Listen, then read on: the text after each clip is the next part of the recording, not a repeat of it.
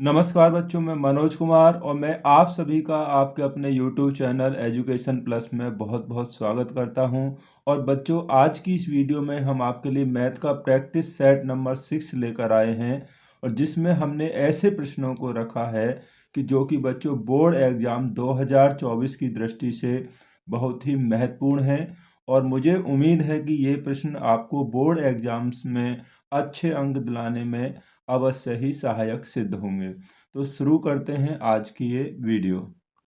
तो पहला प्रश्न है बच्चों यहाँ पर, ऐसे प्रथम 40 धन पूर्णांकों का योग ज्ञात कीजिए जो 6 से विभाज्य हैं। तो बच्चों, हमें कैसे पूर्णांक लेने हैं यहाँ पर आपको ध्यान देना है। ऐसे पूर्णांक लेने हैं जो 6 से विभाज्य हैं, यानी कि जिनमें 6 से भाग चला जा सकता है। तो यहाँ पर अपने पूर्णांक लिख लेते हैं। 6 से विभाज्य 6 से विभाज्य प्रथम धन यानी कि 40 धन पूर्णांक, धन यानी कि बच्चों प्लस वाली संख्याएं, पूर्णांक। तो वो 40 जो धन पूर्णांक कौन कौन से होंगे, प्रथम की बात कही गई तो पहला बच्चों 6 ही हो जाएगा, ठीक है। दूसरा 12 आ जाएगा, 12 के बाद यानी कि 6 तिया 18 और 6 चौक 24, यानी कि 6 का ही पहाड़ा होगा जिसमें 6 6 के भाग जा सकते हैं। तो इसी प्रकार हमें कितना लेना है, 40 पदों तक, 40 पदों तक, यानी कि पहले हमें 40 यहाँ पर बच्चों पूर्णांक वो लेने हैं, ठीक है नहीं। अब क्योंकि ये एक क्या है, एपी के रूप में है, ये पूर्णांक एपी के रूप में है, ठीक है, समांतर श्रेणी के रूप में है। जहां पर बच्चों क्या है, जो a बराबर है, प्रथम पूर्णांक जो होता है वो a होता है, कितना दिया है 6 है। और सर्वांतर जो होगा, सर्वांतर जिसे हम d बोलते हैं, वो कितना आएगा, यहाँ 6 6 का अंतर है, यानी कि दूसरे में से चलो आप पहला माइनस कर दीजिए तो कितना आएगा, 6 ही आएगा। सर्वांतर जितना पदों के बीच में अंतर है ना, सभी में देखिए 6 6 का अंतर है, तो वो हमारा सर्वांतर हो गया। और पदों की संख्या n बराबर यहाँ पर कितना है, हमें 40 पद लेने हैं, ठीक है। पद हमें कितने लेने हैं, 40 लेने हैं। अब हमें योगफल निकालना है। तो योगफल के लिए क्या सूत्र होता है, Sn बराबर होता है बच्चों n/2 2a plus n minus 1 into D. ये होता है समांतर श्रेणी में योगफल निकालने के लिए सूत्र होता है बच्चों। अब हमें निकालना है 40 पदों का, यानी कि S40 का निकालना है। तो n की जगह आपको 40 रख देना है।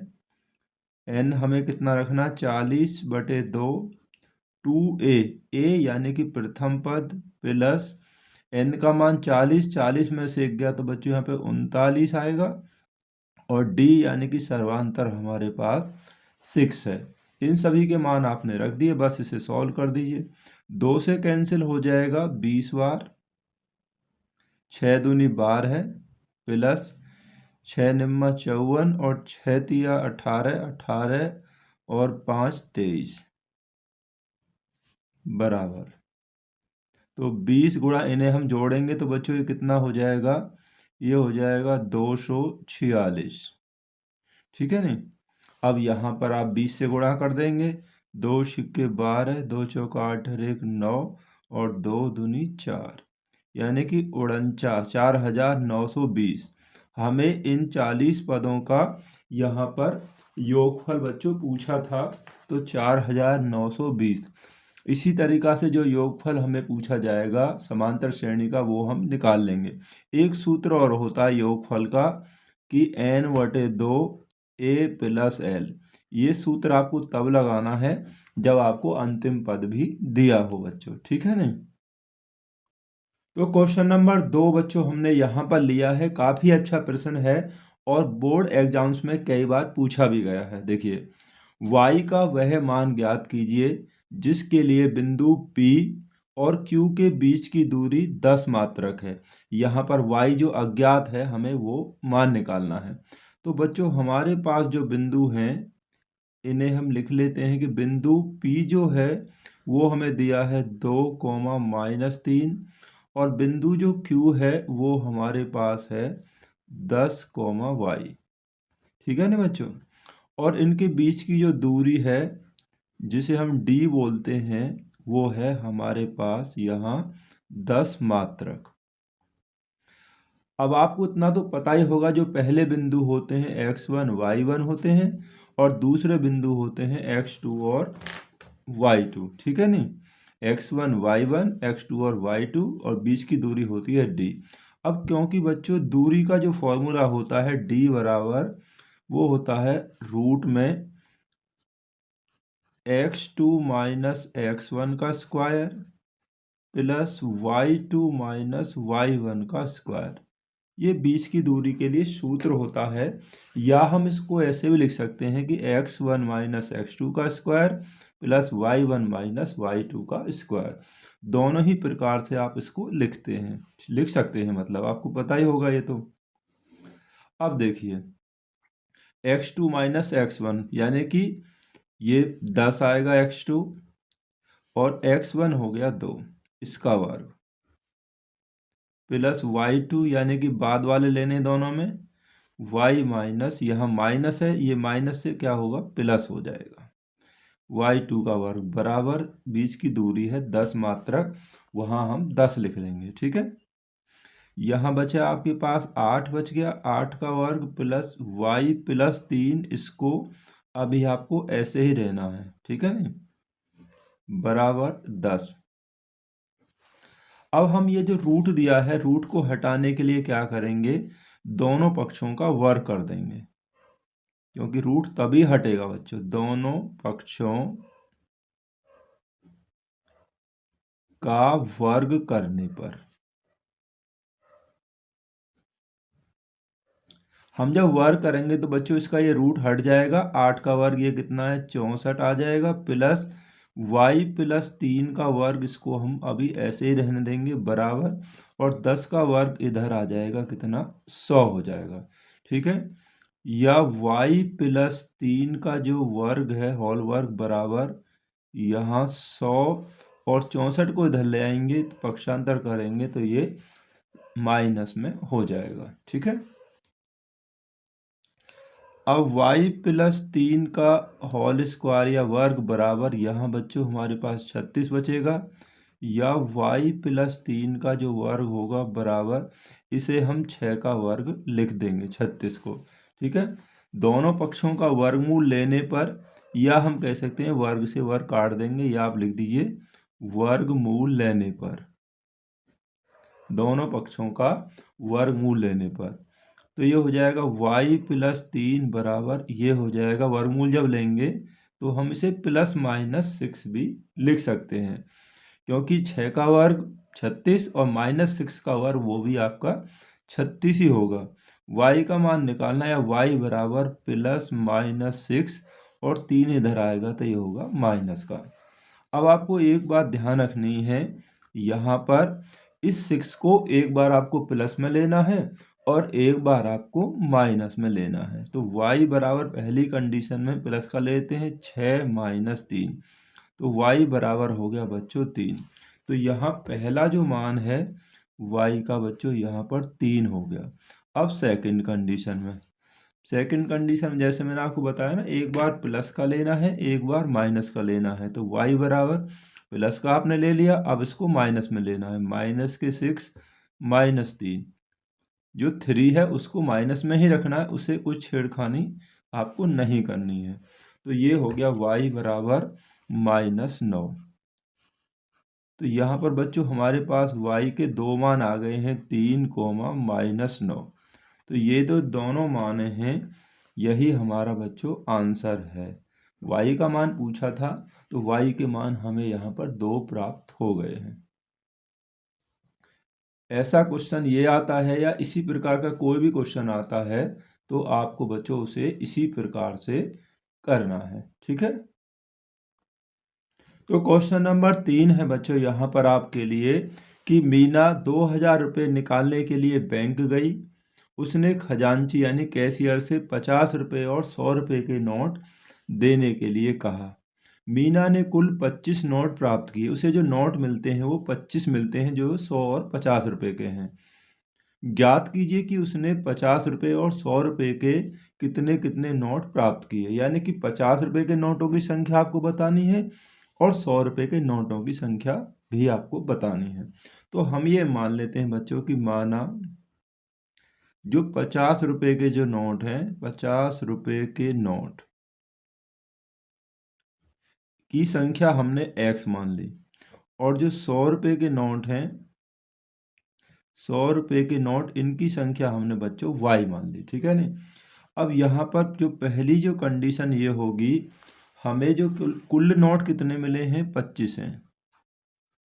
कुल जो नोट हैं बच्चों उसे जो मिले हैं मीना को वो हैं 25 यानी कि कुल नोटों की संख्या 25 है।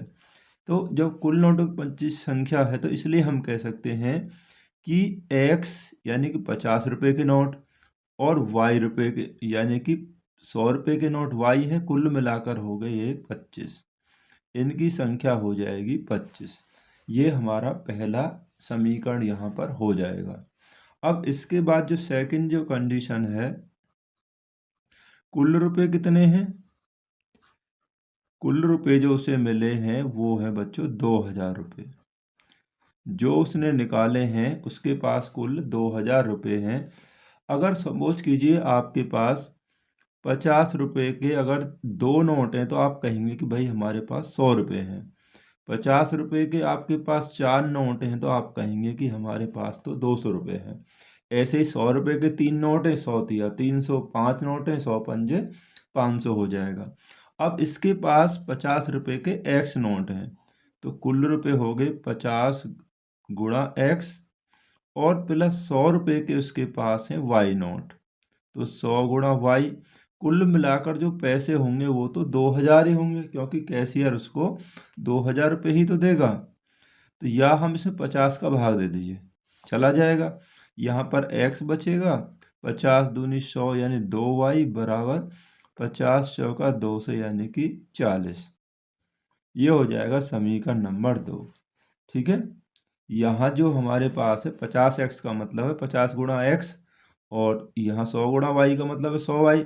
50 से हमने यहाँ पर बच्चों भाग दे दिया है 50 से भाग देने पर। ठीक है नहीं। तो यहाँ पर x आ जाएगा यहाँ पर 2y आएगा बराबर 40। अब आपके पास ये 2 समीकरण हैं। इन दोनों समीकरणों को आप हल कर लीजिए। ठीक है। किस विधि से करेंगे विलोपन से कर लीजिए प्रतिस्थापन से कर दीजिए आपकी मर्जी है। तो हम इन्हें हल कर लेते हैं।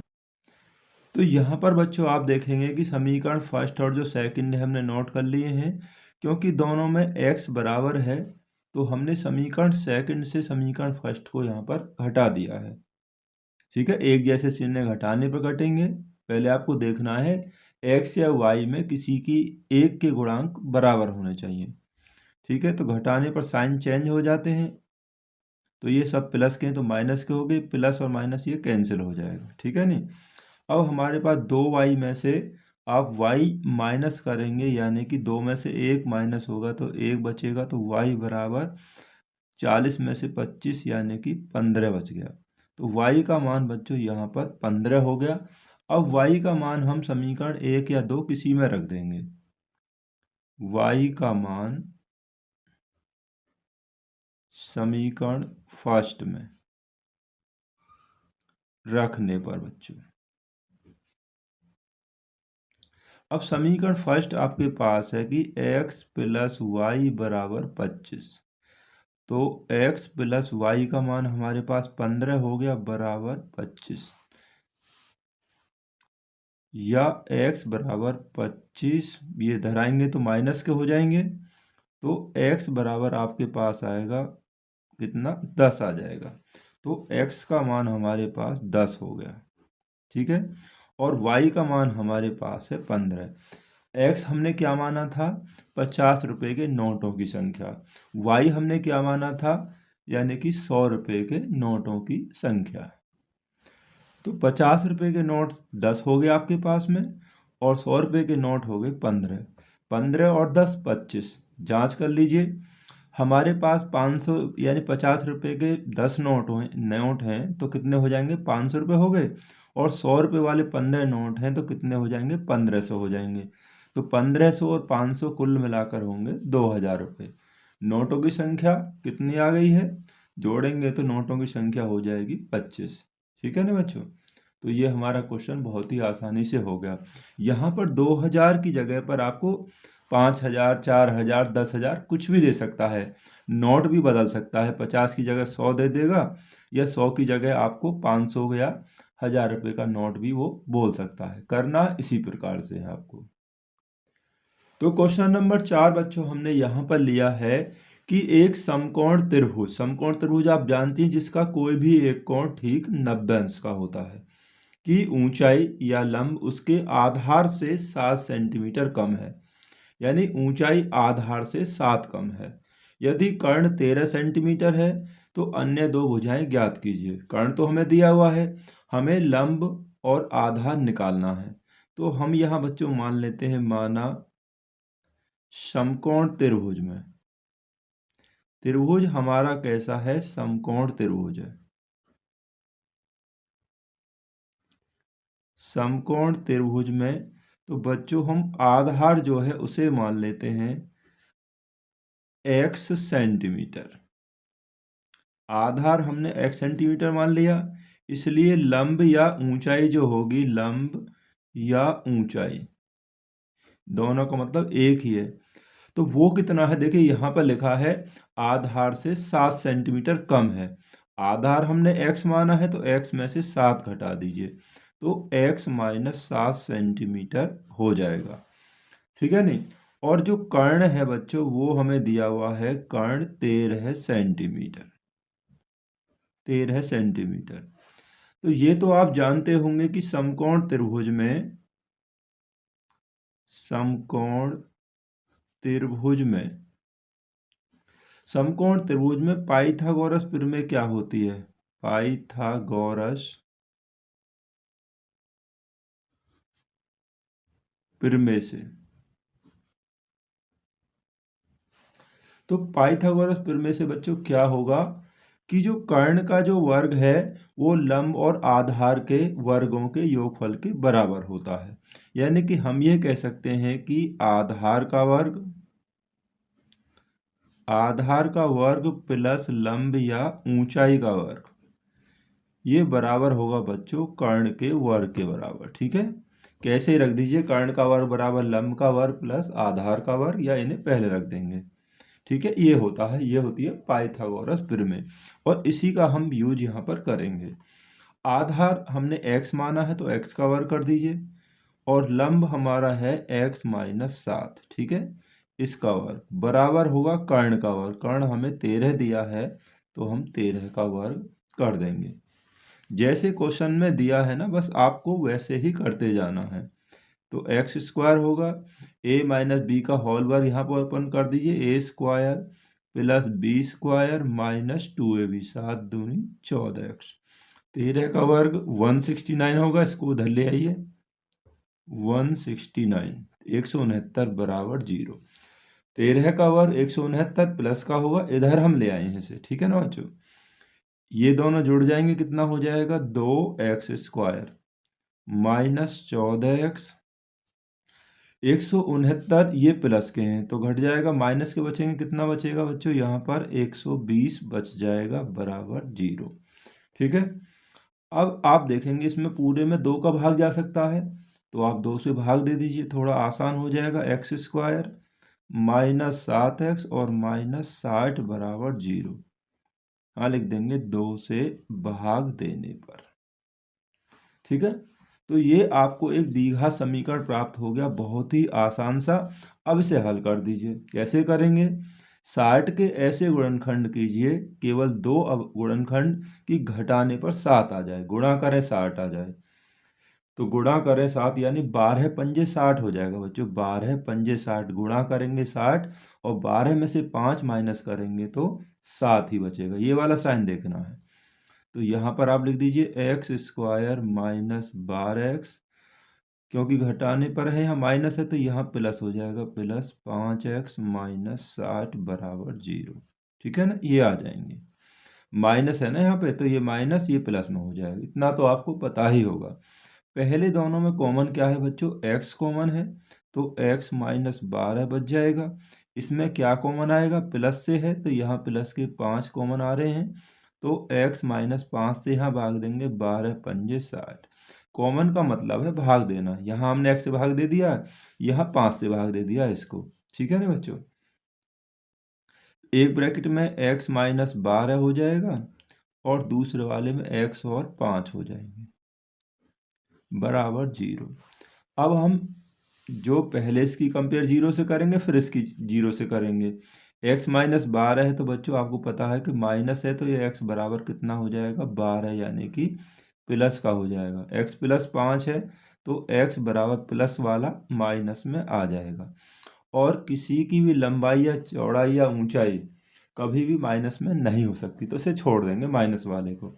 x हमने क्या माना है, x बच्चों हमने माना है आधार, तो इसलिए जो आधार की जो लंबाई हो जाएगी समकोण त्रिभुज में, आधार की लंबाई वो हो जाएगी बच्चों 12 सेंटीमीटर। ठीक है नहीं, और दूसरा यानी कि क्या है, दूसरा है हमारी ऊंचाई, और इसकी जो ऊंचाई हो जाएगी समकोण त्रिभुज की ऊंचाई या लंब की जो लंबाई है वो x माइनस यानी 7 कम है आधार से, तो 12 में से 7 माइनस कर दीजिए, कितना बचेगी, वो 5 सेंटीमीटर बच जाएगी। ठीक है नहीं बच्चों, 12 और 5 यही आ जाएगा, यानी बाकी दोनों भुजाएं 12 सेंटीमीटर और 5 सेंटीमीटर हो गई हैं। आप अगर चेक भी करेंगे ना, 5 का वर्ग प्लस 12 का वर्ग जोड़कर 13 के वर्ग के ही बराबर आएगा बच्चों। ठीक है नहीं, तो नेक्स्ट क्वेश्चन और देखते हैं, चलिए। तो क्वेश्चन नंबर जो 5 है बच्चों, हमने वो ट्रिग्नोमेट्री से लिया है, तो बड़ा अच्छा क्वेश्चन है ये भी। देखिए, यदि साइन a माइनस बी बराबर 1/2 है और कॉस a प्लस बी बराबर वो भी 1/2 के ही है, और यहाँ पर ये भी कंडीशन दी हुई है कि a प्लस बी का जो मान है वो 0 से बड़ा है और लेस देन इक्वल टू 90, यानी कि 90 के बराबर भी हो सकता है या 90 से छोटा भी हो सकता है। ठीक है नहीं, और इसके बाद हमें ये भी दिया हुआ है कि जो a का मान है वो b से बड़ा होना चाहिए बच्चों। ठीक है, a और b के मान हमें ज्ञात करने हैं। अब यहाँ पे दिया है बच्चों, क्योंकि साइन a माइनस बी, तो साइन a माइनस बी का मान बराबर 1/2 दिया है। अब आपको ये देखना है बच्चों कि ट्रिग्नोमेट्री सारणी में कि साइन में 1/2 कितने का मान होता है, साइन में ही देखना है। तो हमें पता है कि साइन में 1/2 जो मान होता है बच्चों वो होता है साइन 30 का मान होता है, साइन 30 बराबर 1/2। तो साइन से साइन कैंसिल अगर हम मान लें तो a माइनस बी का मान आ जाएगा हमारे पास यहाँ 30 आ जाएगा। तो ये हो जाएगा हमारा पहला समीकरण। ठीक है नहीं, साइन का मान आपको 1/2 साइन में कितने का होता है, 30 45 60 में आपको वो देखना, 30 का होता है तो साइन 30 रख देंगे, साइन से sign cancel, a minus B बराबर हो जाएगा 30।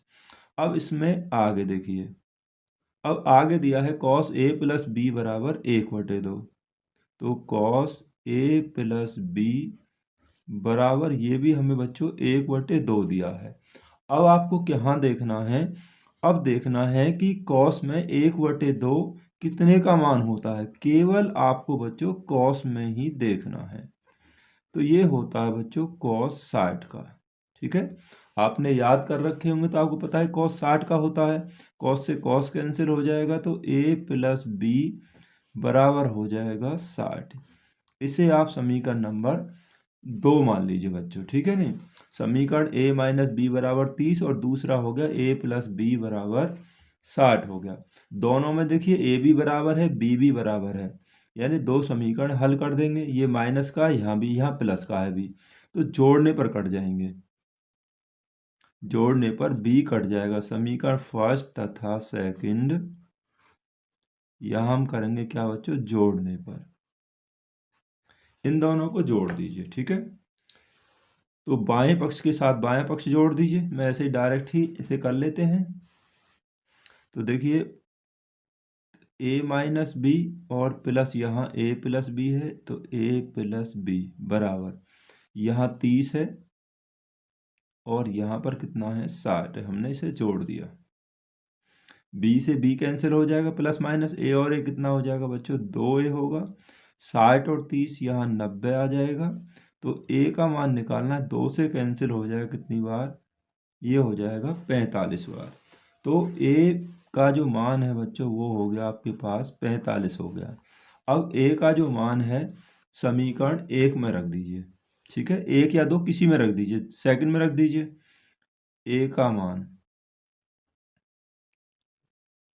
समीकरण यानी कि मान समीकरण सेकंड में रखने पर समीकरण सेकंड हमारे पास है a प्लस बी बराबर 60। a का मान 45 आ गया, तो 45 प्लस बी बराबर 60 हो गया बच्चों। b का मान निकालना है, या b बराबर 60 माइनस ये इधर आएगा तो माइनस में हो गया। तो b का जो मान है बच्चों कितना आ जाएगा, यानी कि 15 अंश b का मान हो जाएगा। तो यहाँ पर हमें a और b दोनों का मान निकालना था। a बराबर 45 अंश और b का मान हो गया 15 अंश। ठीक है, जैसा इसमें कहा गया था ना बच्चों, a का मान b से बड़ा है, तो यहाँ बड़ा ही आया है, और 0 से बड़ा है इनका योगफल और 90 से छोटा है। ठीक है ना, तो वो कंडीशन भी यहाँ पर कंप्लीट होती है। तो अच्छा प्रश्न है बच्चों ये। इसमें हमने 5 प्रश्नों को ही रखा है। आप इन सभी 5 प्रश्नों की तैयारी अच्छी प्रकार से जरूर कर लेना, और वीडियो में हमने इन प्रश्नों को ही रखा है बच्चों। तो वीडियो देखने के लिए आप सभी का बहुत बहुत धन्यवाद। ऐसे ही और अच्छे क्वेश्चनों के साथ आपसे जल्दी ही मिलते हैं अगली वीडियो में। Thank you very much.